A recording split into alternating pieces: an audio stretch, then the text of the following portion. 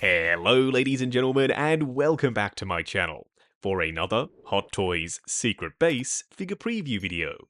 Before we begin, I have to say a massive thank you to Ryan Kirkwood for going out in person and snapping these stunning high-res pictures.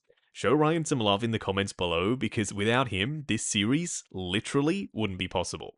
If you are looking to pre-order your very own Moff Gideon, he is available from toyswonderland.com. Link for that is in the description below. They have Pay in 4 and a loyalty program.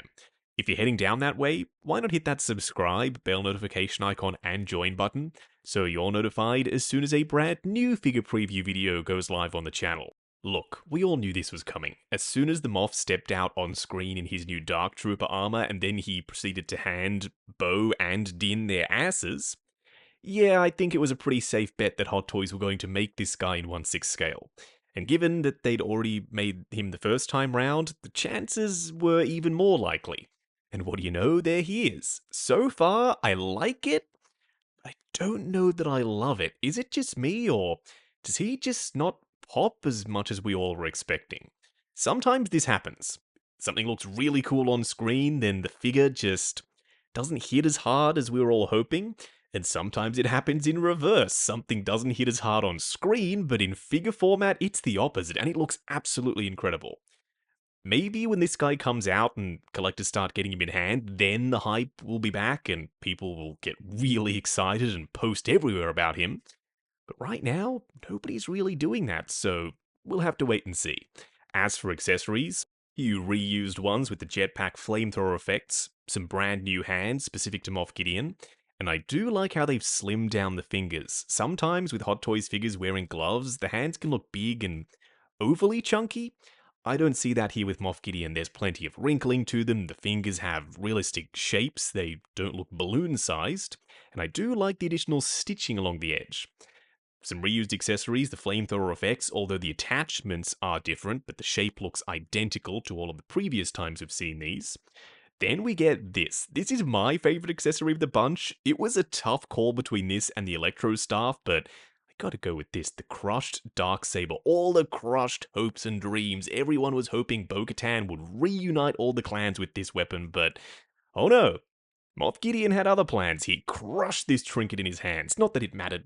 They were all reunited at the end of the show anyway. I love the way this looks. It's crushed, it's crumpled in the middle. You can tell this has been severely damaged. He also comes with the collapsed version of his pike / electro staff. I'm going to go with electro staff. If you want to go with electro pike or something else, totally fine. Let me know that I'm wrong down in the comments below. He does come with the metal grapnel line, we've seen that before, as well as the flamethrower effect that we often see with Boba Fett figures. It would have honestly been cool to have seen Moff Gideon Dark Trooper armor or Mandalorian armor or something to differentiate this display base from the first one. It's fine, it says Moff Gideon and that's who this guy is, so you know, it gets the job done. Also, this is the prototype nameplate for the final one. It will be that chrome shiny material just like all the other Star Wars figures. Split cut boot design, always good to see that. This guy was more dynamic than the previous Moff Gideon was, although he tried. He battled Mando on his light cruiser with the Darksaber. He lost. You know, I'm not going to hold that against him. He went toe-to-toe with a proper Mandalorian, and he held his own for a little bit. Now, the undersuit does look like it's pleather. I've been wrong recently saying, ooh, that's pleather, that's annoying. And then on one website, it'll say that it's genuine leather, but then on Hot Toys' own Facebook posts, they make no mention of that. So I'm not going to say one way or the other right now, so we'll just have to wait and see if the undersuit is real leather. I'm thinking it's going to be pleather because that's what they usually do. Chances are they're going to stick with the pleather style undersuits just like they've done with Darth Vader. The armor, glossy black plastic, and maybe that's why it's losing some of the appeal for me. Usually when they go with glossy black plastic, it's completely unpainted, which I know painting black on black plastic seems counterintuitive, but it adds a lot of depth, and there's metallic flake to it, and you can see the layers separating on the surface, where there's the gloss coat, then there's the paint, then there's the plastic underneath. It feels just so much more premium. Whereas going with just straight glossy black plastic and polishing it, it looks kind of cheap and nasty. You can see the swirl marks, you can see the scratches on the surface, and that's one really annoying thing. The glossy black plastic, it scratches super easily. They have dialed up the red this time, now it's way more vibrant, so maybe that will help him pop. It's crazy to me that I have to even say that.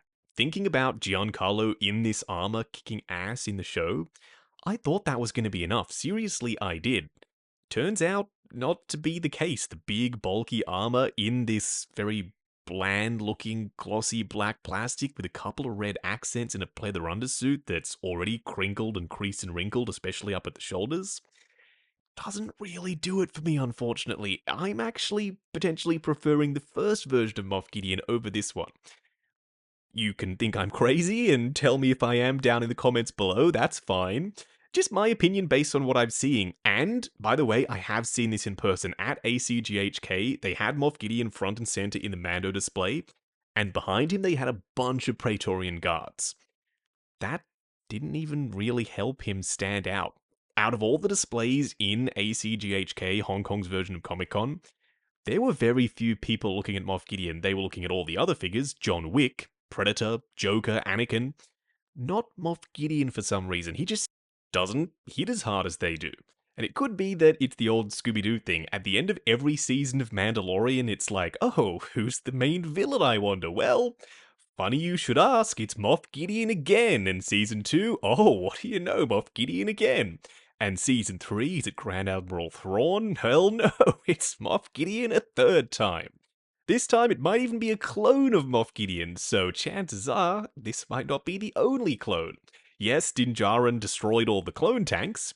Who's to say there weren't 50 Moff Gideons roaming around, so they could just get Giancarlo back again and again and again going forward. I hope they don't, and I hope they move on to another villain. I think Moff Gideon has had his time in the sun, more than enough time. I love him, I love Giancarlo. Enough Moff Gideon for now. He does come with this Electro staff extended, and with some lightning effects. They are cast in this almost pinkish purple plastic, and I love the way they look. You get a big one up the top and a much smaller, teeny tiny one down the bottom. Seek as though he does come with two Electro staffs, technically, or pikes, the collapsed version and the extended one. I don't see why you couldn't display him with both if you wanted to. He does have a properly wearable helmet. I don't know if it goes over the head sculpt or it just got a neck connector inside. I'm hoping it's the latter because the last thing I want to do is take this helmet then wedge it over this stunning head sculpt, which you're about to see in just a second. This shot also just shows you his jetpack around the back. Just a little peek around the back of Moff Gideon to see what's back there. Looks pretty boxy and chonky. His cape is 2-ply. You can see where the red fabric ends as the black part continues back behind it. I personally don't really dig that. I would prefer the red to make its way all the way down. And it is more desaturated than the red accents on the outfit. So it's not too overbearing. It looks almost exactly like the cape that came with the first version of Moff Gideon. Except for the edge pattern, they've done away with that grey printing along the rim of the cape, and they've also taken off that red pinstripe. Just black and red. I'm okay with that. They've simplified it, and because the outfit is busier this time round, that works for me. Yeah, no problem with the way the cape looks. As long as it's wired, because the first one was wired, so why wouldn't you wire the second version of Moff Gideon as well?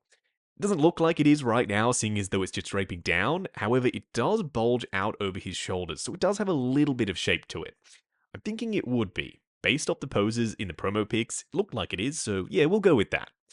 The head sculpt. Now, the underlying sculpt was done by Yixi, an amazing, very talented head sculpt artist who also does commissions for other companies. And Yixi's sculpt was absolutely brilliant.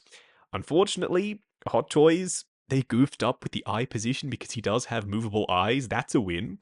One of the not so fun things about movable eyes is if you don't really pose them right, he can look a little bit goofy and cross-eyed. The right eye isn't quite far enough over to the right to sell this expression, if you will. The skin texture is great, the hair looks fantastic, the way it's painted, no complaints there, except for the scratch on the neck, but that's just a prototype, it won't be there on the final product, obviously. Oh, and one more change Hot Toys made on this head sculpt was that they had the head sculpt and the neck combined from Yixi, and then they just cut the head right off the neck, so now you can articulate it independently of the body, and you can pop the helmet on, and when you do, you've got a skin-tone neck. You don't have to faff around with swapping out the neck, they've kept it nice and simple. They have matched the skin tone, skin texture, the paint applications with the head sculpt and the neck. No problems there at all.